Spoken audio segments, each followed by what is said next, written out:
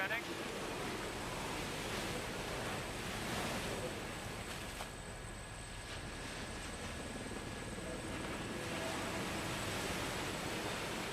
Keep it fast around the outside.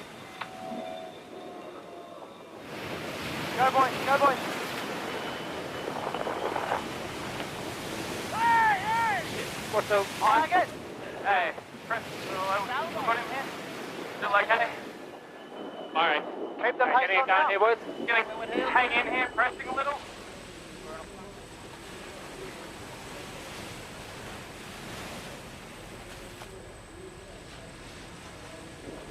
More down. Here we go. And good angle. Tack.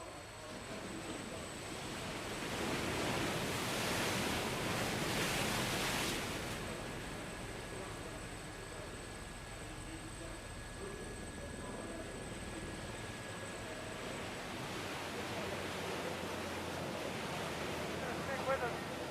Okay, copy that. Might take a loft. We're all right.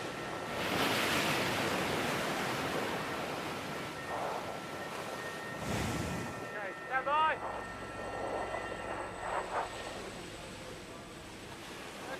Keep the pace on here. You wide here. Hey. Stand by. More down. Go.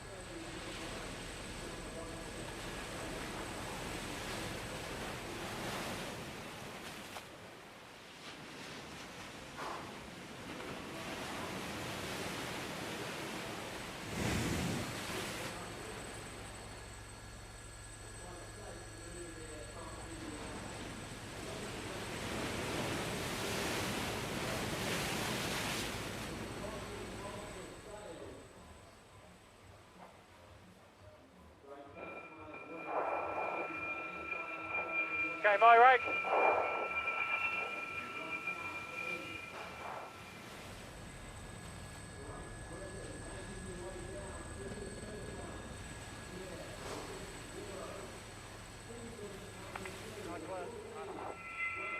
Yeah, Matt. I got too high with the board, but good.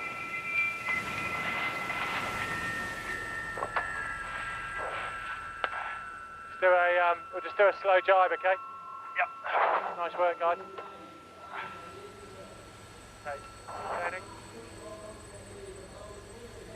Nice work. Nice one, boys. Solid. Stand by jibe.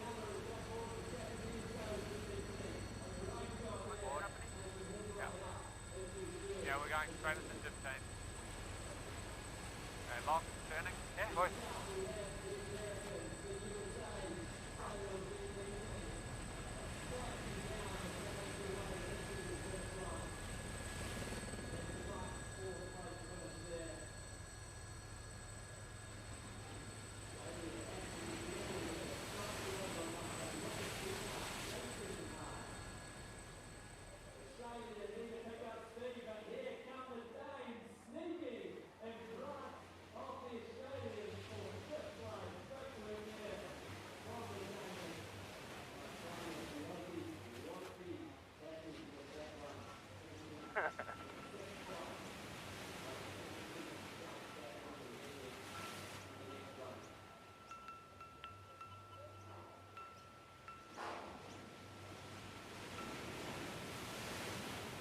good.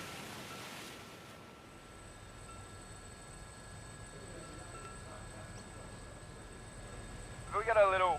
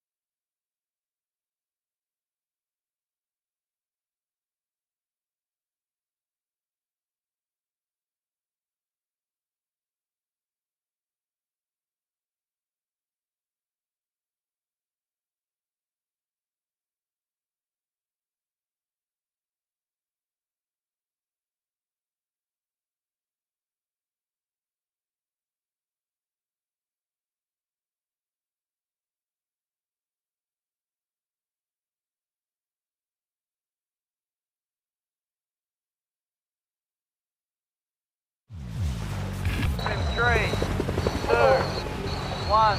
Come on, here we go. Just take it in there. Wing on, wing on, wing on. Hey! Keep going, keep going. Come on!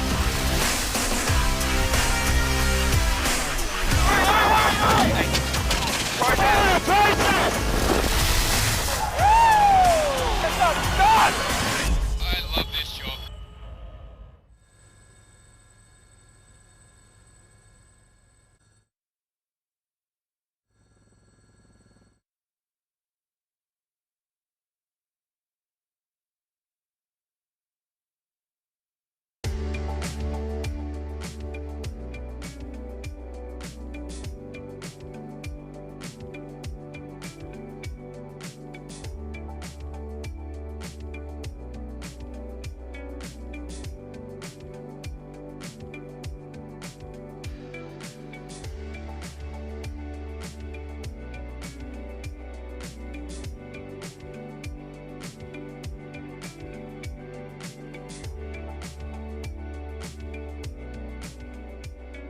It began as a concept to engineer the quickest boats on water, to pit the finest athletes from across the world against one another, to reinvent and redefine sailing.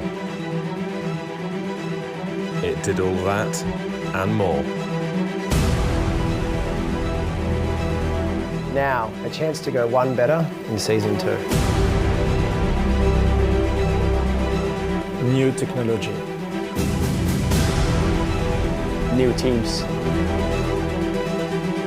New rivalries. And another shot at $1 million.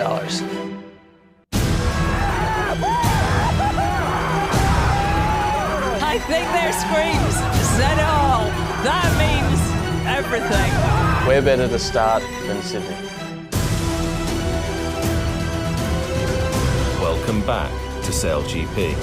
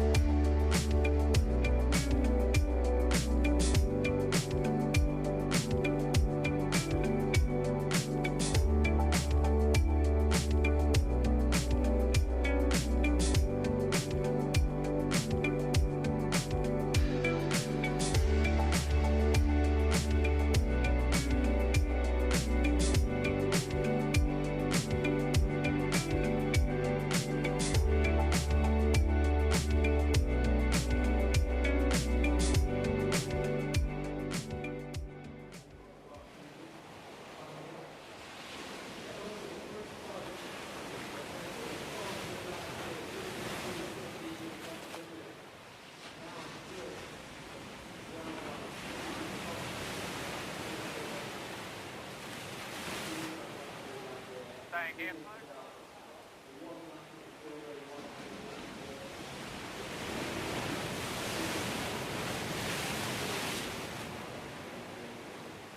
Okay, turning. Okay, your wheel. Yeah. All right, Josh.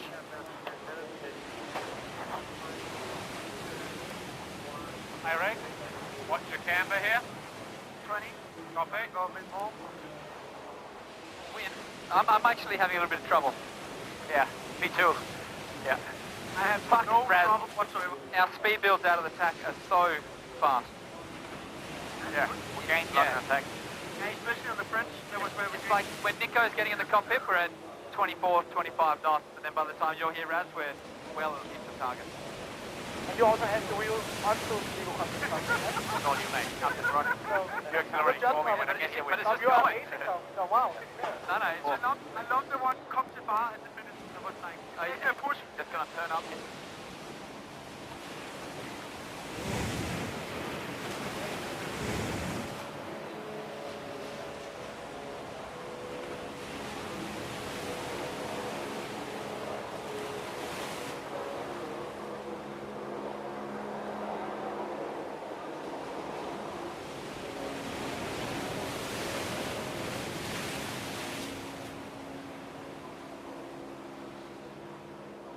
Getting off the line.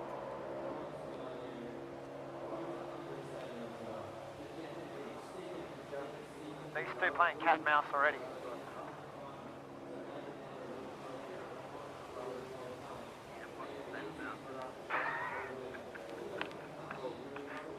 That's definitely going to get used.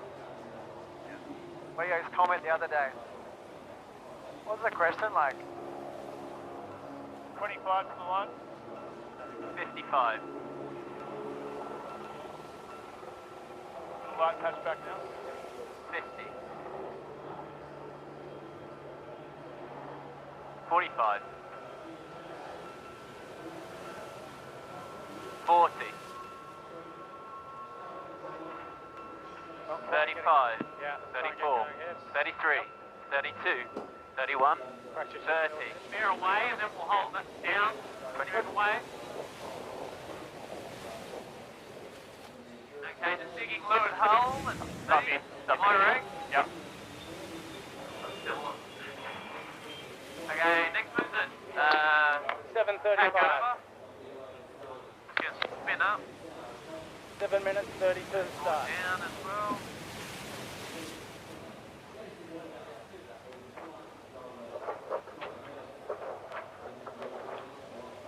Man on the exit.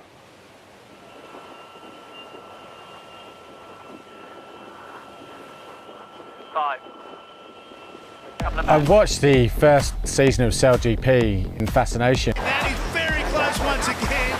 Oh, the USA are in. Are they going to survive? I have to say it's exactly what sailing's been crying out for many, many years, to have a circuit like that in such incredibly high performance F50 foiling catamarans, and to bring the best sailors in the world together on those kind of tight courses on such iconic venues. How could you not want to be involved with that? They're really physical to sail, they're great to handle. We've had some amazing practice days out here on Sydney Harbour, and it's been some of the best sailing I think I've ever had in my career. Having Goose and Parker in the team is massive for us. You know, got huge experience in sailing with Team Japan last season, and they are two of the most talented sailors in any boat, but certainly in these F50 foiling boats. You know, they got great experience, and we're a much, much stronger team for having them involved. Obviously aware of lack of time in the boat and the talent that we're up against, so we know it's going to be a seriously tough challenge. Australia is the 2019 SailGP champion. Tom Slingsy and his Australian team came out on top, but I think it was a really close contest with Nathan Outridge. And both Tom and Nathan are incredibly talented sailors and got great teams around them, so we know to get up to that level we've got a work cut out, and if we can do that and you know, start getting into the finals, then anything's possible. I love Sydney Harbour. I think it's my favourite sailing venue anywhere in the world. You know, apart from, of course, the Solent in the UK. It's a real privilege, frankly, to sail these boats, and sometimes you have to pinch yourself and say, that's a pretty wild ride and a hell of a lot of fun.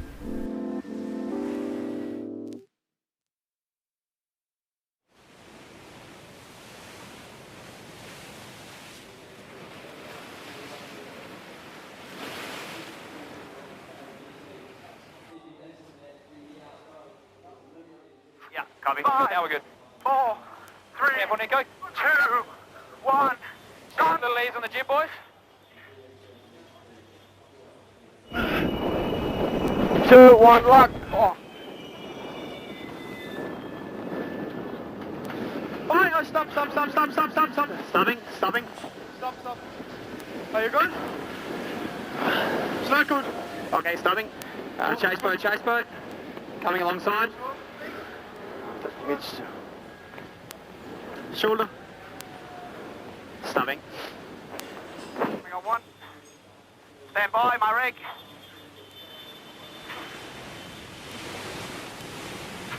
2, 1, lock. 2, 1, on angle. Rolling away, Nico. Yep. Good angle. Are you alright? My rig.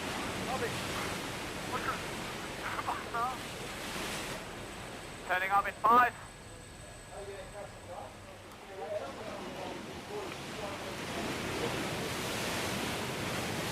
$130 here.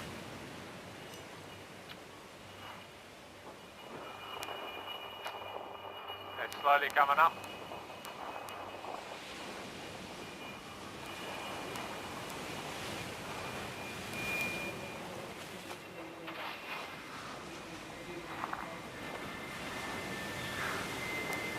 $330, coming down a bit.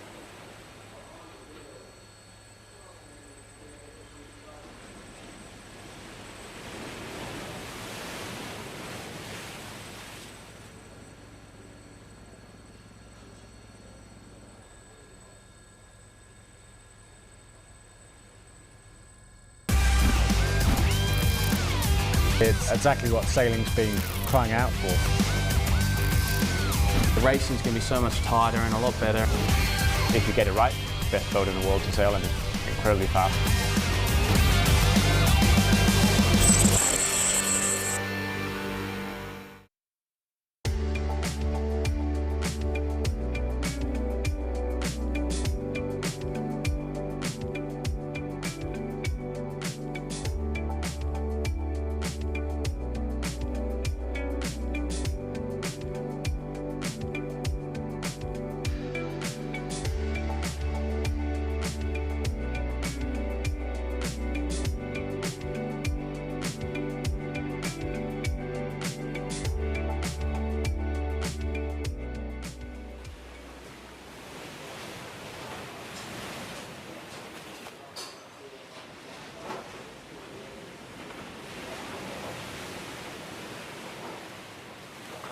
Charlie. 150. Bang high.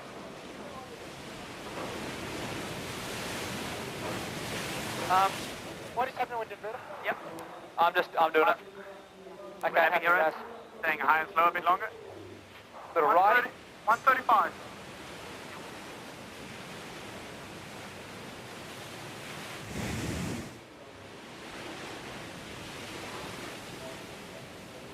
Okay, hold on.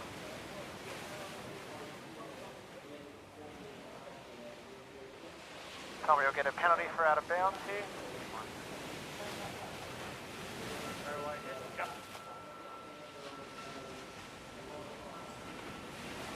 It is light, big up here. 35 to kill. Got a penalty there. 1 minute. 28 to kill. Coming down. Alright. Coming on. Break that.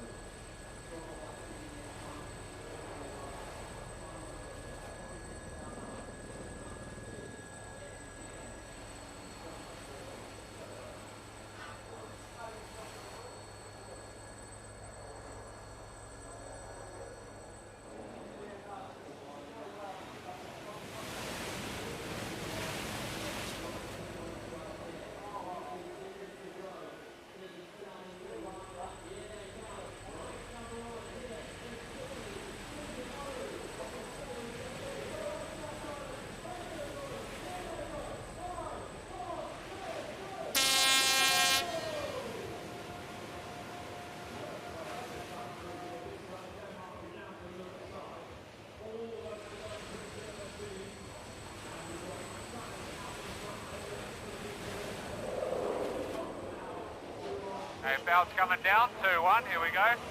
Getting deep.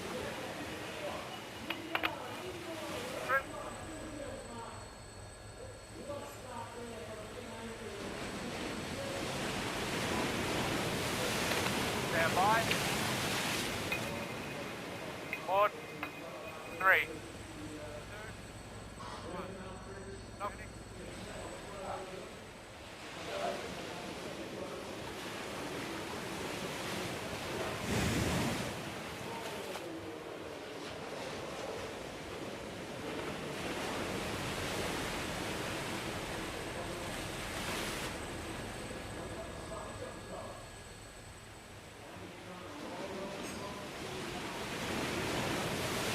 Following around, yeah, okay, ley line 15.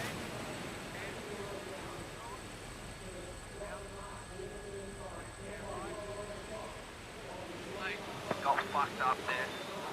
You alright? You gonna be with us or not? Yeah, I'll be good, I'll be good. Okay, standing by, going forward.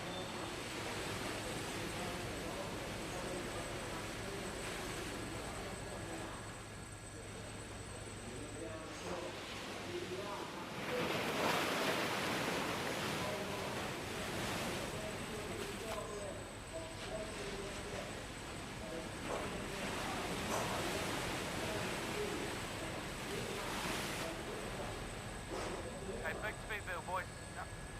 Ready to pop. 3, 2, face scared. Go boys, go boys. Keep the pace on. We're there. Keep the pace on. Big one. At your height, Aiden. Copy that. Standing by. My wing. Going forward.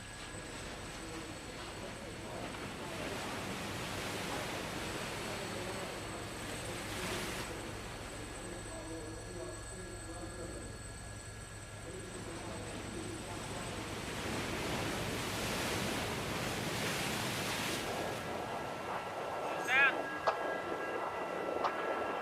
Made. Moving. My wheel. Big wing. My wheel, my rake. Nice.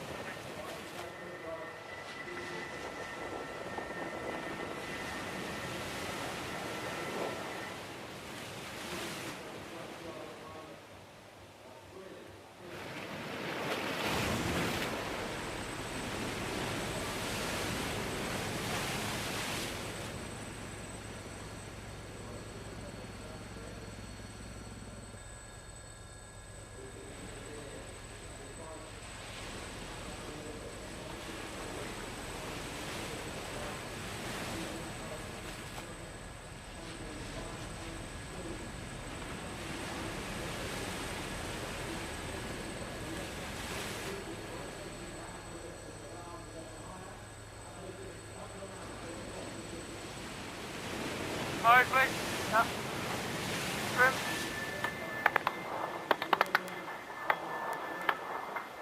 Probably a dip on the Australians, okay, but pressing. 20, stand by. Trim.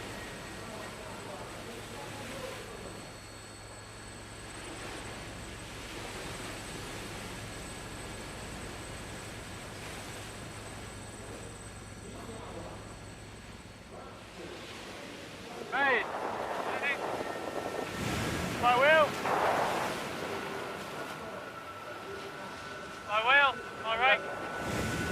On the wind. Yep.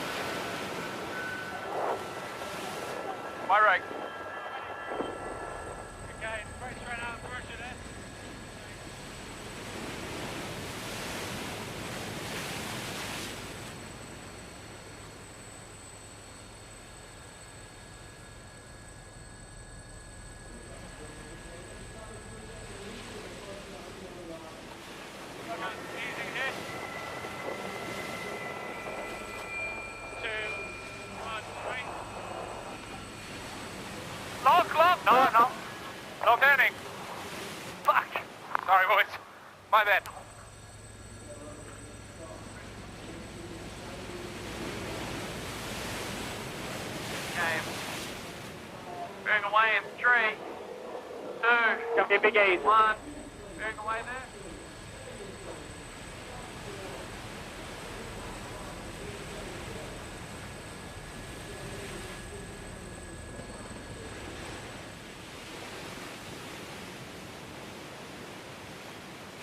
Angle.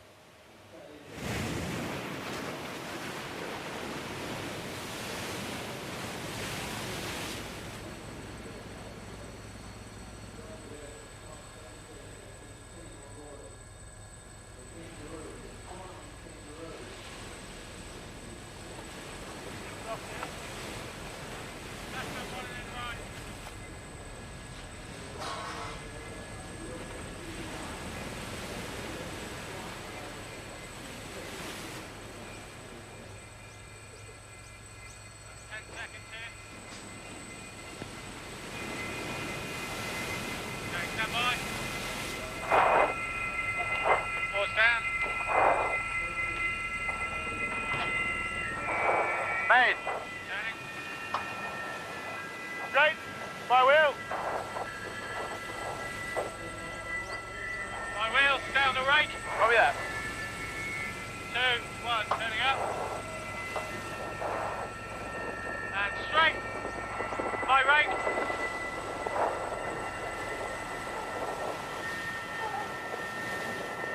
My rake. Dip coming. Turning.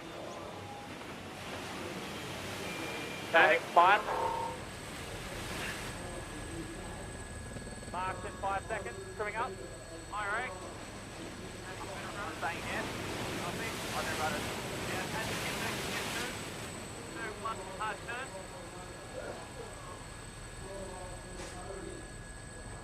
Recharge ready, Cam.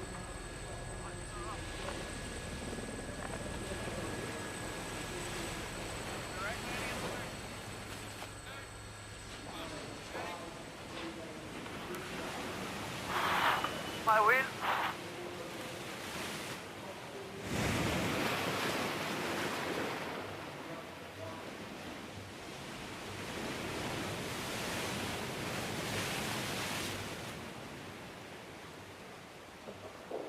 Okay, 30.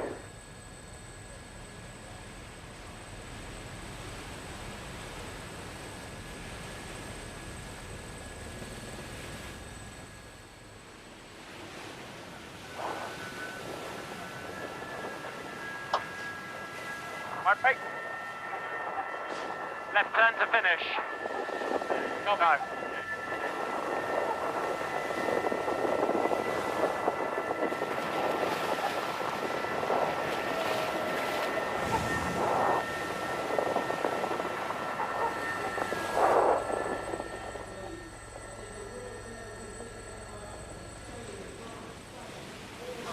What?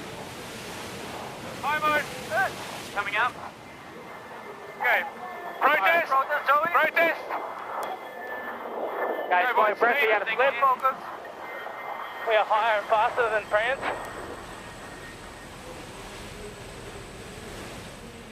Higher mode.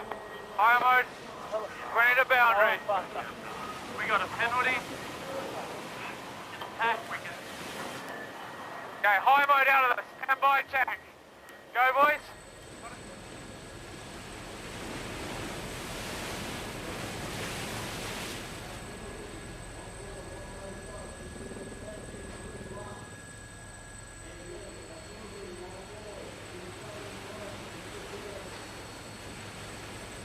Yes. Protest, up.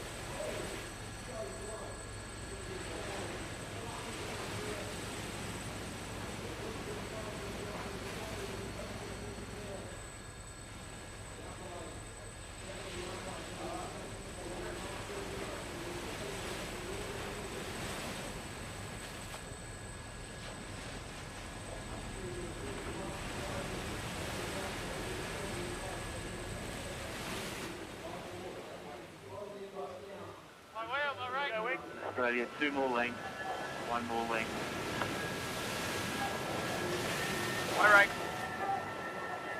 Stand by. 2. Easy.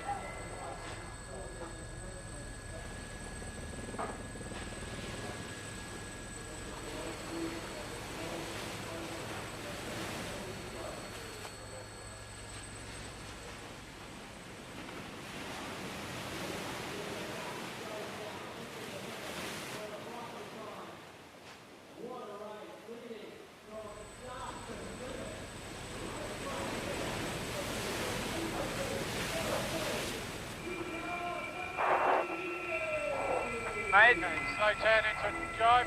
Yep. Your wing pop good? Yep. Bring it down.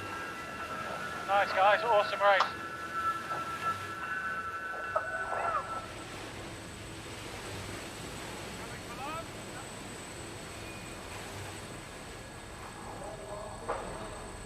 Three, 2, 1, coming down.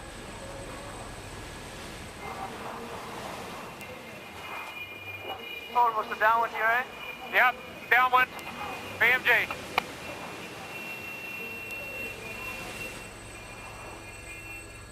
Coming up.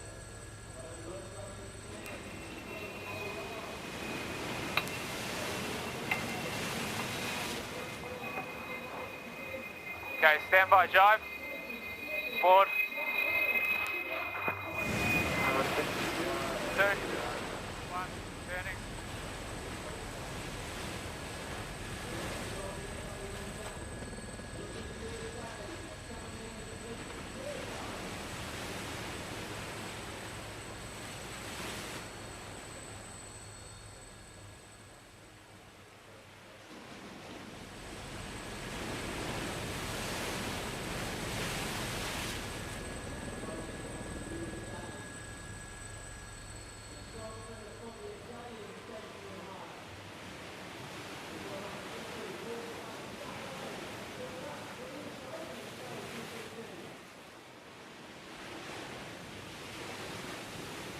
No issues. Slinger? All good. Good, I think. Almost hit about 6 boats. Fuck, it's hectic, eh? Mate, how was it when Rome just slammed that fucking pack in front of us?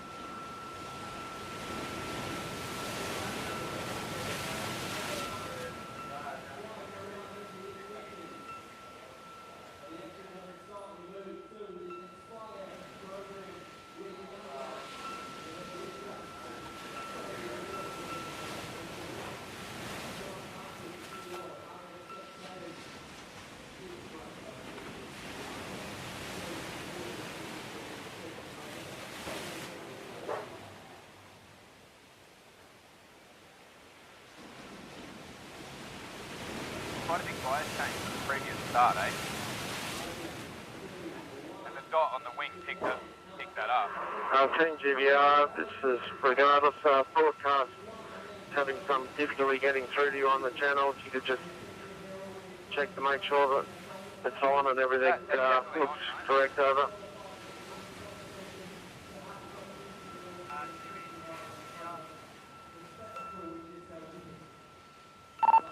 We can hear them. We're trying to transmit back.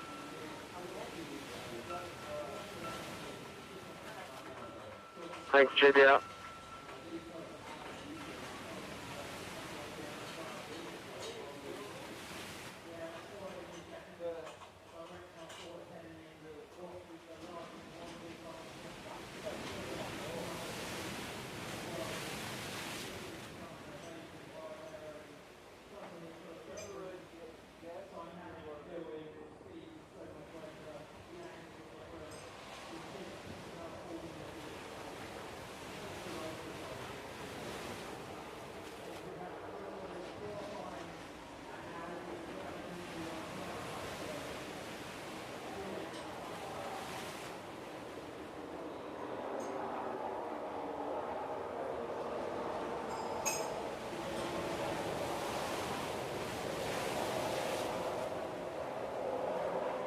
Be mindful of the Inspire program.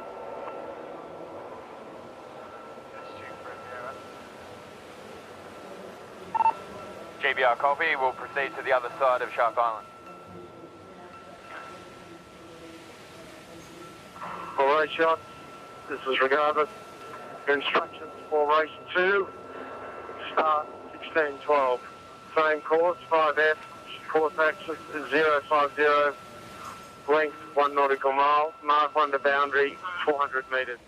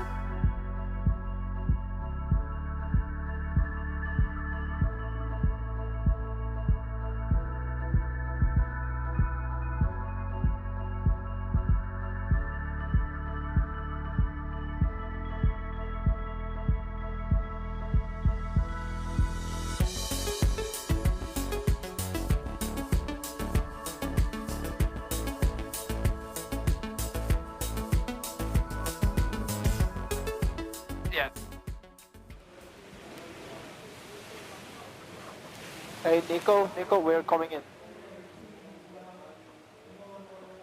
Fucking would have been wicked, bro. Yeah. We just, Nico and I are here and it's just like... And then you go, oh boy, turning up. I'm the helmsman of Team Denmark.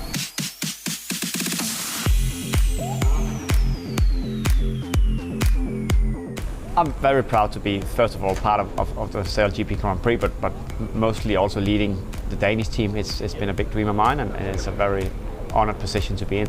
We're still a new team. We're still just learning how to sail the boat, so it's been a very steep learning curve for us. I'm happy where we are. You know, we're sailing the boat better than I thought we would be at this stage, so very happy and very satisfied with the guys and the crew. My name is Rasmus Kostner, and I'm the flight controller. My background is the Extreme Sailing Series and the GC32, and before that, match racing. And Rasmus is probably the hardest worker on the team, so you need a guy like that who really puts the work in and really dedicate himself to it. Tom Johnson, and I'm the wing trimmer for Team. and he's got a lot of experience also from the America's Cup and sailing these boats last year with the American team. We have our two grinders. We have Hans Christian Rosendal. He's also doing the wind controls in the tacks and the maneuvers. Very fit guy, very young, talented guy, upcoming. His brother is also on board. He's got a twin brother. Hello, my name is Lars Peter Rosendal and I'm a grinder on the Danish sailing team. Nikolai asked me to be a part of the sailing team and I was super stoked, and it was one of the best things that happened. Very similar to Hans Christian. You know, they are different personalities, but the skills on the boat is very similar. Very talented, very strong, fit, and really hard workers. So those two are gonna take the world by storm. Very excited about being on the SailGP, because you know, if you're here, you're racing the best sailors in the world, and that's all you can ask for in our position. Remember, you don't have to. Don't hit it a third time, Lars. Oh yeah.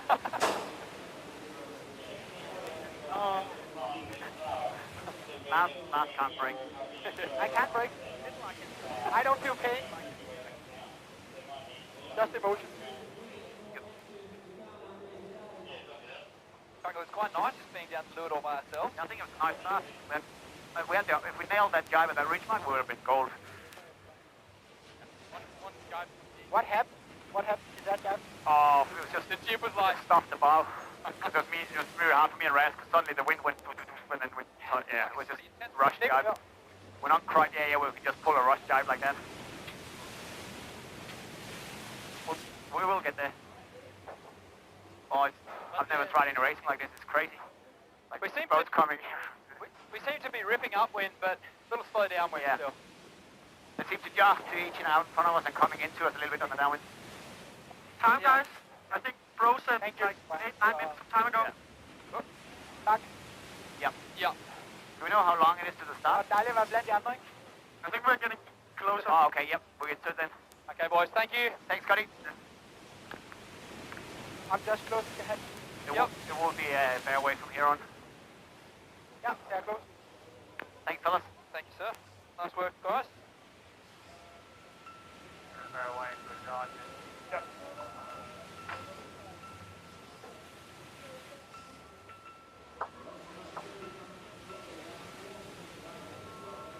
Going board down? Yeah. I'll just stay to leeward. Unless you want to get going. No, I don't need to get going. Okay. 3:45.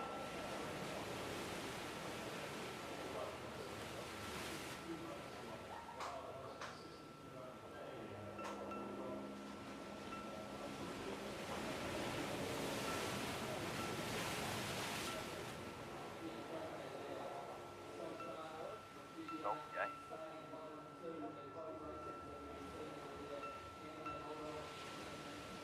3:20.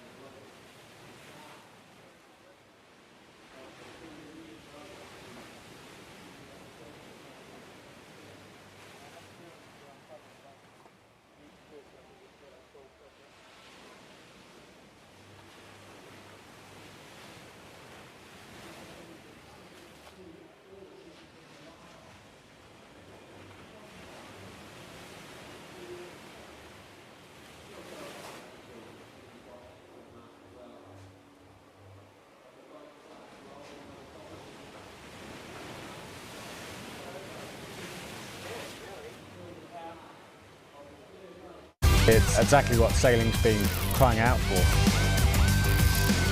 The racing's going to be so much tighter and a lot better. If you get it right, best boat in the world to sail, and it's incredibly fast.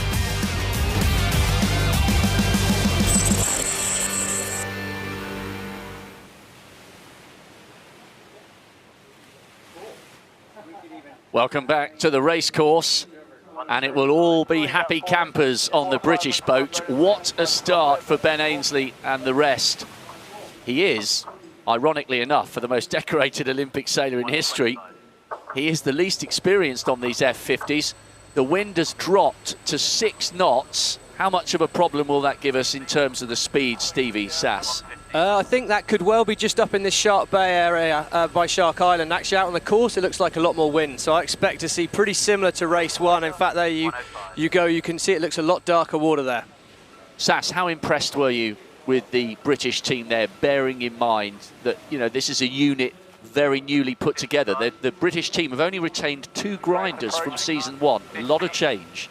It is, yeah, but in his positions 2 and 3 there with Jensen and Parko, he's got 2 very slick, very practiced together 2 guys. So, you know, he's got a great team. He's definitely in 2 there as hell. So, first blood to Ben Ainslie. The Australians, the defending champions, will most certainly be smarting after that 4th place finish. Just under 30 seconds to go. Remember, they must not cross that invisible start line whilst it's still red. They will incur a penalty. This is super fast sailing. It's about timing your drive to the line to perfection, and look at that collection of teams down to the bottom side. Kirby trying to find a way through. Nearly always the winner of the race gets to the first mark ahead. Oh, this is tight. This is why SailGP is so good to watch. Who's got the early edge? Slingsby's coming through on the near side, and it might well just be the defending champions. 36 knots already. The Danes going well with 35 plus change. This is tight. The Americans on the outside. It's such a crucial advantage getting to that first mark ahead. And this is more like what we'd expect from World Sailor of the Year in 2010 and Olympic champion, a 9-time world champion, Tom Slingsby. This is better. And the Australians who have packed onto Shark Island will be delighted by what they're seeing.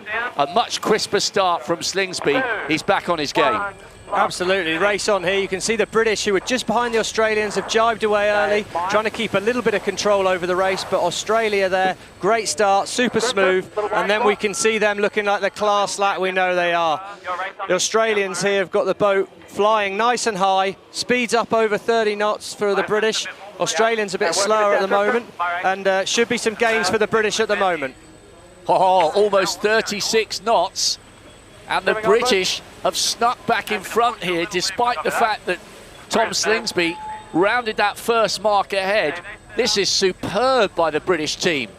Yeah, the British just did a great, they did their jibe, took control of the situation, took control of their lane and destiny, and the Australians and Slingsby that were then stuck in their dirt. They've gone a little bit early for the lay line on that mark there. Maybe they're going to come into some pressure and make it down to it. Yeah, they're good for that lay. So they're going to turn right round this mark and be in the controlling seat of this race again. This is great for the British. This is not what the Australians want to see.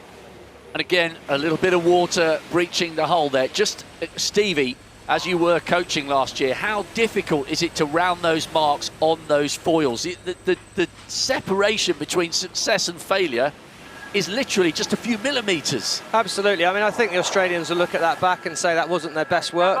They had a bit of a gap from the British team. They could have done it pretty clear. You see the setup going on with the British. Nice smooth board entry. Ainslie turns the boat in.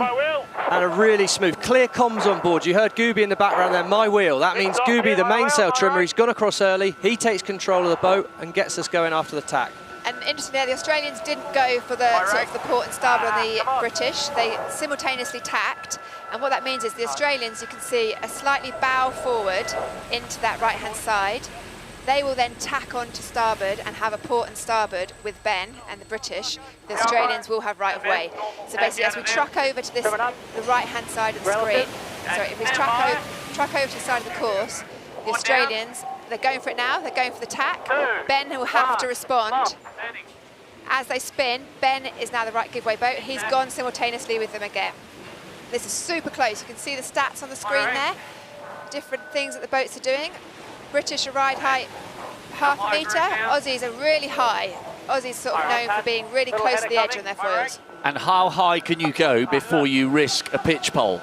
I think you're looking upwind at getting up to nearly 90 centimetres to a metre above the water. You see the Australian boat there, they're up, the British here are up on the white line. That white line's really an indication to the guys on the boat that they're at the limit. So superb from GBR, but they're being pushed. Australia, Tommy in the background is pushing them hard. They're flying the boat very, very consistently. Great camera angle there. Right, so from a layman's point of view, the higher you fly, the quicker you go, but the more risk you're taking. So Ben Ainsley is really putting it out here. Absolutely. The higher we can get the boat out of the water, the more we can make the boat heel on top of us. And you can see they're just pushing that really, really hard there. The boat's super high out of the water, and it's almost leaning on top of them. That gives them that little bit more righting moment, makes the foil come that little bit higher out of the water. You can see Australia, though, they're both locked in tight here. As we get to the boundary, there's going to be attack coming from the British. They'll have the right of way. Australia will have to respond as soon as they enter the last 5 boat lengths to the boundary. So another point of contact coming up. Here we go. So in general, if you're watching this for the first time, it's usually the grinder and the wing trimmer who go over first, then the helm and the other grinder, and the flight controller is the last one to cross. Protest from both boats. Oh, this is getting spicy. 2 alpha males on the water, 2 silverbacks, and they're both pumping their chests here and saying, my turf, my sea, my right of way. Oh, this is huge. And the Australians have taken a penalty. Yeah, so the call there was that basically they were within that 5 boat lengths of the boundary. So basically the rights went to Ben, and the Australians basically went and called a port and starboard on him, which they couldn't do. So that's a sort of a high-risk strategy from the Australians there, which they sort of felt at this point in the race they wanted to take. Maybe they didn't need to. And it's still very much a 3-horse race here. The Australians took that penalty really well. Simultaneous tacks again. Australia and Britain are going to go round, and we're going to have coming in across from the other side of the screen the Japanese boat, who should have worked their way right back into this match, potentially going to split the course at the top to save themselves a manoeuvre. Here go the British, bearing away around the mark. There's the Japanese coming in. They're going to probably look to split the course here and get away from the other 2 boats. Well, this is what we were hoping to see from this season of SailGP. It's a triumvirate of excellence. Ben Ainsley, Tom Slingsby and Nathan Outridge, the helm of the Japanese boat. 3 of the all-time great sailors going toe-to-toe here in Sydney. Great Britain from Australia with Japan. You're watching race 2 here, and this was a moment that cost the Australians dear, because that was the moment they incurred a penalty, and Ben Ainsley's really asking the questions of Slingsby here. Yeah, I mean, I thought that was high risk from Tommy there, like in race, you know, we're early on in the series, didn't really need to do that. But I think they're just, they're sort of just testing where the boundaries are with each other. You could just see Ben have to turn that steering wheel back there. That was the moment that would have made the umpires think there was a foul by the Australians. Too close, trying to ruffle his feathers. But you can see the British here are still pushing. They're well above that white line on the foil. That's a sign that they're flying the boat as high as possible, trying to keep it right on the limit of control. Nathan Outridge doing a really good job of getting the Japanese back into the mix. If you're watching SailGP for the first time, remember, 2 of his crew have gone to the British boat, so this is great sailing from Outridge. I think one thing I'm noting here is the British seem to have found an extra gear downwind.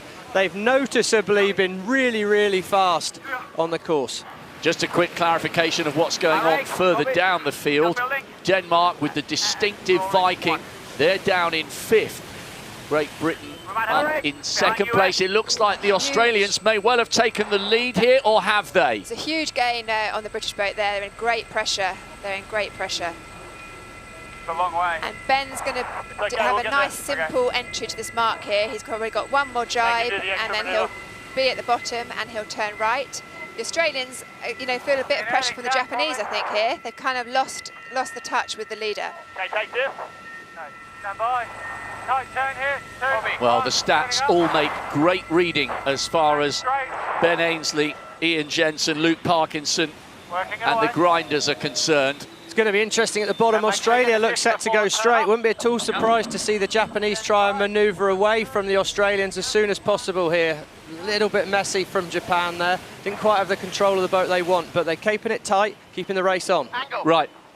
What are the important statistics here from a neutral's perspective to see whether Japan or Australia will come out on top in this battle for second. It's just how smooth you can keep that ride height. How quickly can you get up to height, up to near a metre in ride height, and smoothly out the mark. Australia just settled that a little bit quicker than Japan, and you can see Australia have gained maybe half a boat length in that, but just that slickness of crew work is where the details are at. Huge credit to the Japanese, because Leo Takahashi has moved to flight controller when he was a grinder, doing brilliantly here. Aidan Menzies has come in as wing trimmer. It's a really difficult scenario for Outridge because he was with Ian Jensen for well over 20 years, and Jensen is certainly proving to be a useful addition to Ben Ainsley's roster. Look at the gap there, it's absolutely huge. Great Britain from Australia, from Japan in race 2 here in Sydney SailGP. Yeah, I mean, that's just looks so smooth on board the British boat as soon as they're ahead, Sass, don't you think? Yeah, they're nicely getting their nose out on that first downwind of both the races we've seen, and then really controlling it from there, like just super cool, you know, no raised voices, it's all just happening. And just sort of like Nathan, well, Tommy and the Australians, a bit scrappy around the edges, you know, they've had a few penalties and stuff, and maybe that's just their reaction. They're just tasting the racing today and seeing what they need to do with it for tomorrow when proper game day's here. A slightly extra speed from the Japanese here, managed to find some good air. This is brilliant racing, it's so skillful. Stevie, somebody told me when I went to watch the French at the simulator that even a really experienced amateur sailor would struggle to keep these things upright. It's like holding a tiger by the tail. Yeah. A fair analogy? Yeah, I mean, these things are cutting edge, and just manoeuvring them is super hard. I think the biggest mistake here was Nathan Outridge following the Australians at the bottom, and he's put himself basically in a situation where Australia can just stay with him by sailing their own race. So a bit of a mistake by Outridge, but maybe that being out of phase for Australia has let them catch up a little bit with Ineos. Yeah, I was just going to say that the gap to the first has dramatically dropped, and they are out of phase with each other. So, you know, they're kind of bouncing to boundaries or bouncing to the other different sides of the courses in different phases of the wind. So there is real opportunity, even though we haven't got much race left. There's still a potential, position change here. So Ben will switch on to onto port, make the tack now. The Australians will be on the other side of the course, switching on to starboard, and this is kind of the moment of truth. 20 metres at the moment. Ben's going to start speeding up. So how much of this is going to come down to the speed they have at this moment? Could we see a crucial moment? Where are the Australians? Right, how do you read this, Sass? Ben's got it, it's easy. You can actually see the Australians are in slightly lighter wind, a lighter patch of water, and this is Ben's now, this is Ben's race. And by the way, what a great late charge by the Spaniards. We were talking about Australia and Japan for second and third. Look at that, 26, almost 27 knots from the Spaniards. This is Great Britain rounding the last gate coming into the finish. And it's nice, the Spanish here, they're going to be on the lay. The Australians aren't in the lay. The Australians are going to have to do 2 more manoeuvres or push out a very high slow mode to make this mark. And if that graphic's correct, ooh, we just saw Japan on the graphic move temporarily up into second place. We'll keep a close eye on the battle for second and third, because at the moment it's going to be double delight for Ben Ainsley here in Sydney. Race 2, win 2, the gauntlet has been laid down. So they're just coming up towards the finish now. It keeps changing, Japan and Spain. Australia back down to 5th. If that graphic is accurate, what on earth has gone on with the Australians? We'll try and bring you that as soon as we can. There's no doubt the win. Oh no, the Australians are in second, they're away. It looks as though it's Japan in third with Spain in 4th. But here come the Australians. Well, that is a great comeback. 6th, 4th, and now up to second. That's more like it from Tom Slingsby. And the merest hint of a smile has returned, but he won't be laughing until he gets a big win. Spain have got to jibe, so the third spot goes to Japan. And despite a late charge from the Spaniards up that final leg, it looked at one stage as though they would get in the mix for first or second. They have come 4th. So the 3 big guns, Great Britain, Australia and Japan, take the 3 podium positions. America coming across the line. But there's Team GB, 2 from 2. What a great start. Great race. That's actually one of Team GB's winning 8 rowers there who Ben's got grinding. So the number of Olympic medals on that boat is pretty impressive. Yeah, absolutely, and I think the impressive thing there and the pleasing thing there for the British team was that they didn't lead at Mark 1. I think we've seen that they can be great front runners, but in that race they actually had to take an opportunity, find a gap. They did that, and what I'm starting to feel in this wind, we've only seen in this wind today, but they seem to have found a different gear downwind. All of last year, Australia looked like the fast boat downwind. So far today, Ainsley's either moved away or overtaken on the downwind leg. So it's going to be interesting for us to look at the data overnight, but I think they're happy to push the boat a little bit higher. Parko full of confidence on the flight control. But he looks fast, but he looks low for it. So in terms of a technical setup, what's making that happen? I think he's sailing the boat very, very high, so the boat will want to skid forwards. I imagine Ian Jensen's having to bring in the twist. So the twist is what you do to the top of the wing. He's keeping that nice and tight. That gives you that power to take the boat low. The wing will be nice and full, nice and close in, and Parko's flying the boat as high as possible so that we're absolute minimum drag. Ben's hardly got any rudder in the water. It's right on the edge, but it's super fast. Well, we just about have time to pause for breath, but if you're with us live, the good news is there's one more big race to come. This is an event that just keeps on giving. We'll see you again in a couple of minutes.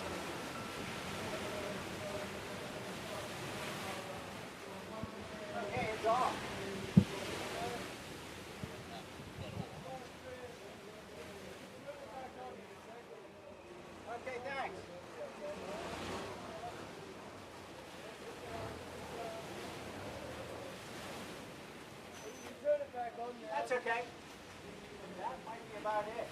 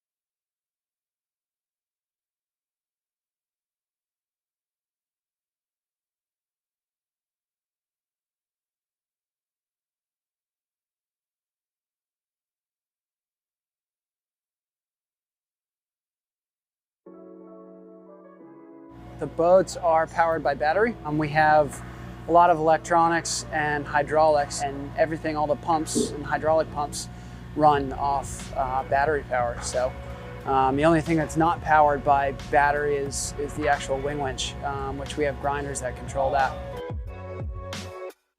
The batteries are extremely important. It's kind of like our lifeline. If we don't have batteries that are charged, if we get low, nothing on the boat functions. So it's as simple as that.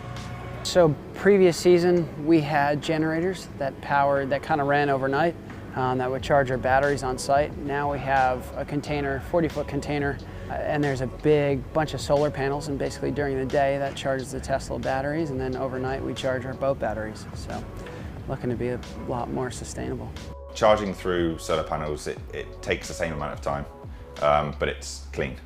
So we're not running off diesel generators. We're using the power of the sun to charge these things, and it's a massive step up for us in terms of sustainability. Obviously last year was our first season, and we were on a massive learning curve, and we've taken what we learned from last season and applied it to now, and this is where we've ended up. With the current racking system that we have, we've basically set it up so that each team has 4 batteries, so we can charge 32 batteries at any one time, all at the same time, all on the same level. So the capacity and the reserve energy that we have within the system is massive. This setup, basically it's got to be completely mobile. We're only here for, like this regatta, we're here for 3.5 weeks. So everything comes in on the container, comes out, and it has to be packed away within 3 weeks and off on the next ship to our next event.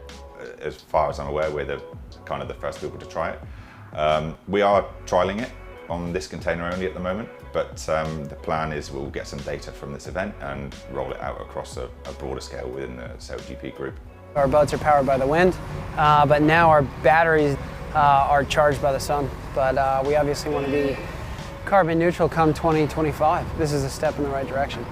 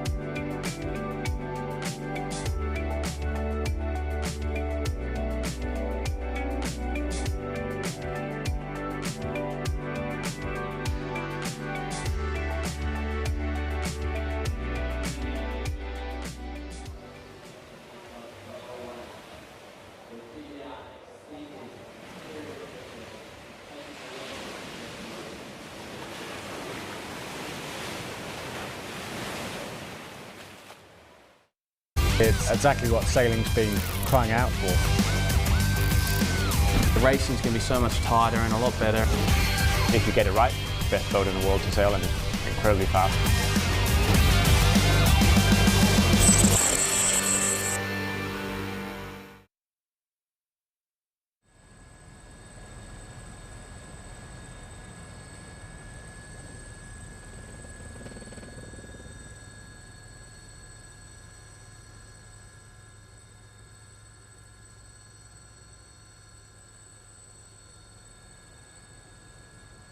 Zero camber. 0. Yep. And shake down. Yeah, nice. Come. Okay. Keep it slow here. 40 seconds. Rescue committee. We don't have. Okay, got it. Well, we got it now. Beautiful. Thank you, rescue committee. How long? 30. Okay. 30 seconds. Alright, we're almost racing here. Alright. Time. Countdown. Got it. Get comms on.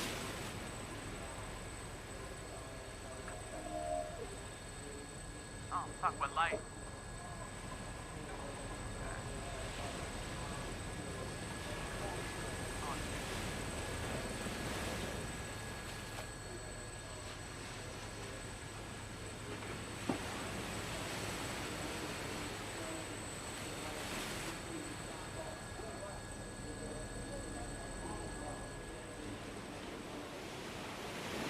My rate. Go wing up. Going forward. 2, 1, 8. There we go. Happy with a high rate on it? Okay, you're dining at the box. Okay, yep, stand by drive, my rate. Forward down. 90 metres here. 3, 2, 1, lock. Okay, you got 50 to kill. Copy. Oh, we're almost on the boundary. Oh, 15 metres. Okay. You can hold down there. Ease out. Okay, 40 to kill. We're on boundary 30 metres. Okay, heaters.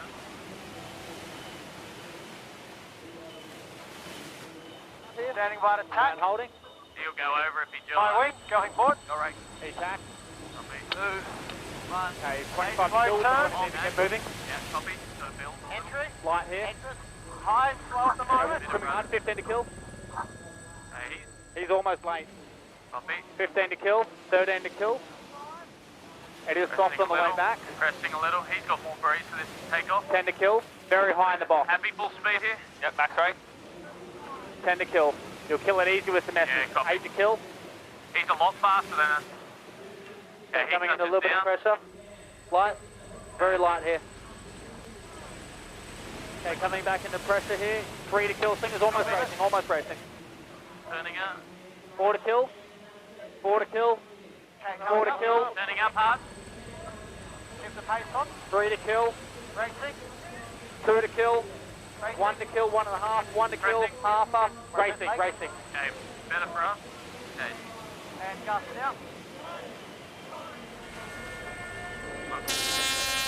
See you guys.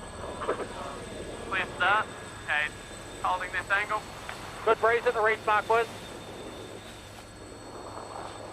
Nice puff here. Okay. Good breeze at the turn. Rolling down.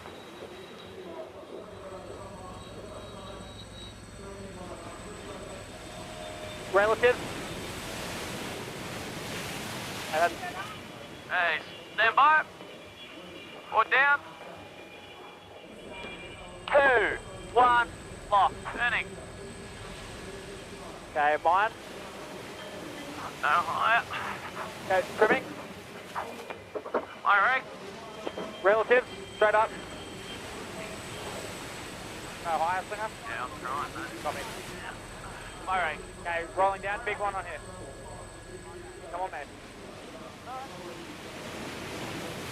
A little wider here. So it's going to be fast. Opening up there. And we're going to go right turn, follow, early Okay, so we're just going to go one and in right. Copy. Good game here. Okay. Stand by. Stand by. Or down. 2, 1, lock. Setting hopefully a little faster lay in, but Okay, fine. Have a little breeze coming, you'll open up here, slinger. copy. My rate.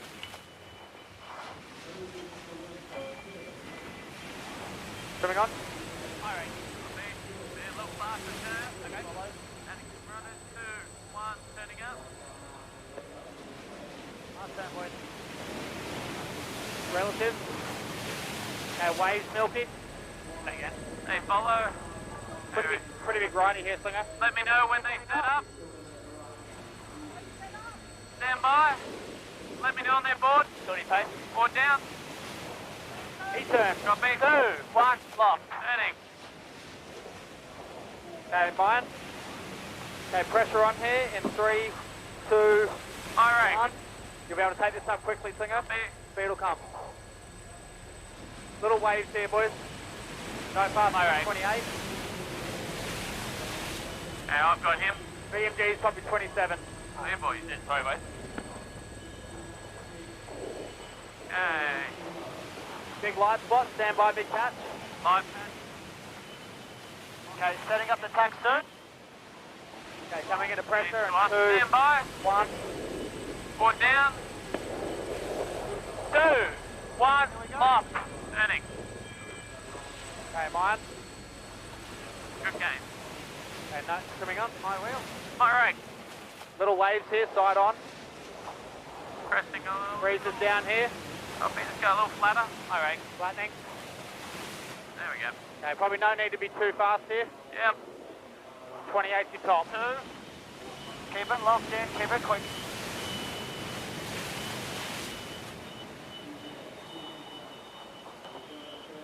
Got us going to ley line here.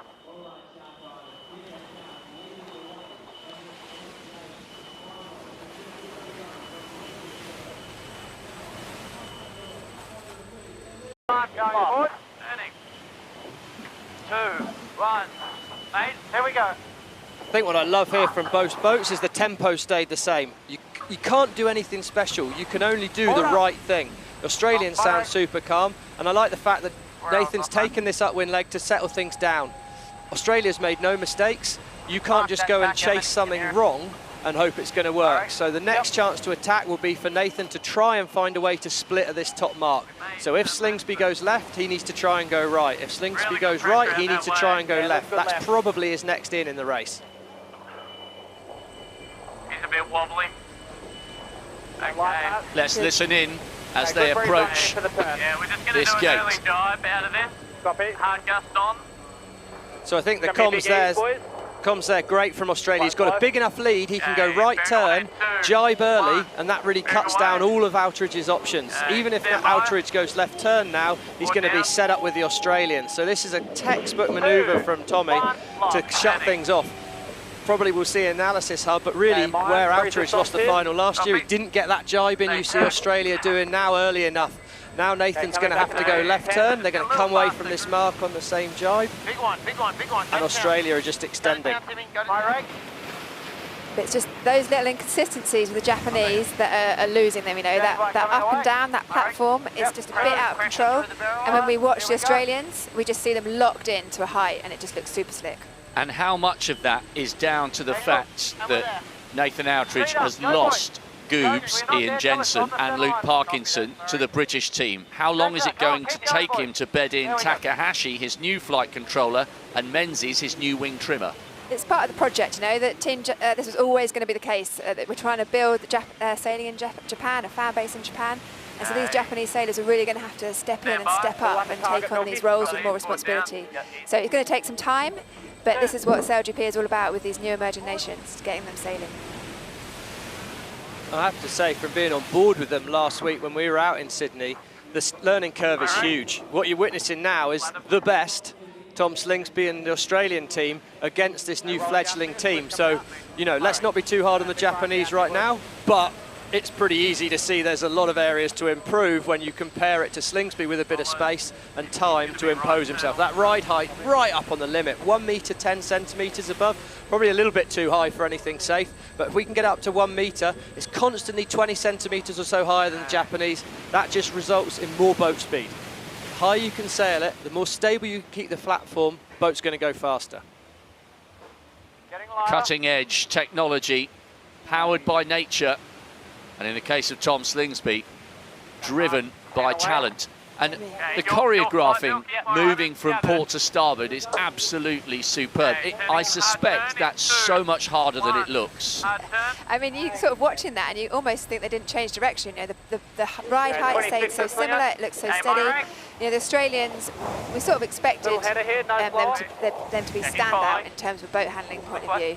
And I guess all those fleet races we just had previously, You know, it was a bit unexpected. Although the teams really matched them, they got a bit like hairy around the edges. Keep coming a little. Hey, board news. Sorry. You can just see there, Rob, just that bows going into the water. There's little mistakes. The end of a long day. I think it's been a pretty positive day from the Japanese, but that's not good enough. That is not what's going to win you races. And you could just see the Australians. It's a dry boat. There's a lot more spray coming over here. But what I like, it's a learning environment that I can hear on there. It's calm, tempo's good, and I think there's, you know, it's going to get better. But no, can we say it's good enough? I think Nathan and the rest of the guys on board would be happy to say they can get a lot better. Here we go. Australian. Yep. A little pressure on here, boys. Flattening a ton. Really good sailing this by Tom Slingsby. I think they would have been a little bit shocked to have finished 6th and 4th in their first 2 races. They're certainly finishing with a flourish, even though they didn't start that way. Yeah, I mean, this is what we're used to seeing from the Australians. Smooth, solid boat handling. You know, in the press conference, he sounded confident enough. He wasn't willing to put the crown on himself.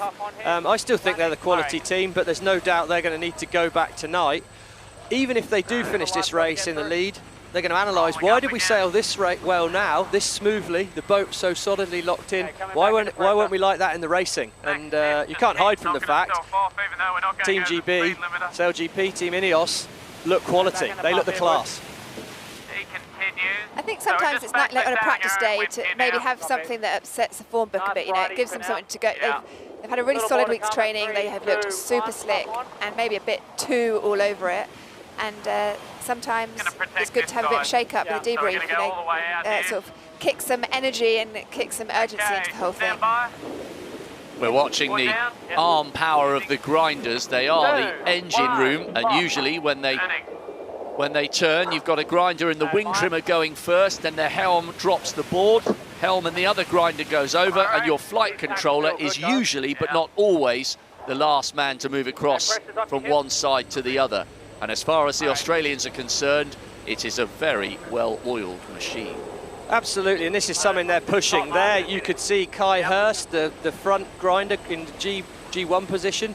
He actually arrived literally as the boat was already turning. So he's having to deal with that G-force. And when I stood in the back of the boat, I could actually barely just stand there, let alone run across the thing. So, you know, pretty impressive that they're trying to move that forward. They're always trying to evolve, but the standard tack we'll see from the Japanese here. You can see the first 2 coming. Oh no, going to go and watch the Australians come beautifully round this top mark. So they're turning left here and then one leg to the finish. Well, this is the familiar sight that the Australians on Shark Island and gathered round the harbour will be enjoying watching. They would have been perhaps a little bit shocked at the outcome of some of the earlier races today, but that's why SailGP is so tantalising to watch, because you can't always predict who's going to win. They are absolute beasts, these F50s, and they take some taming. Stand by jibe. Wood down. 2, 1 left. Turning. Okay, mine. Boom, one love, you heard from Tom Slingsby.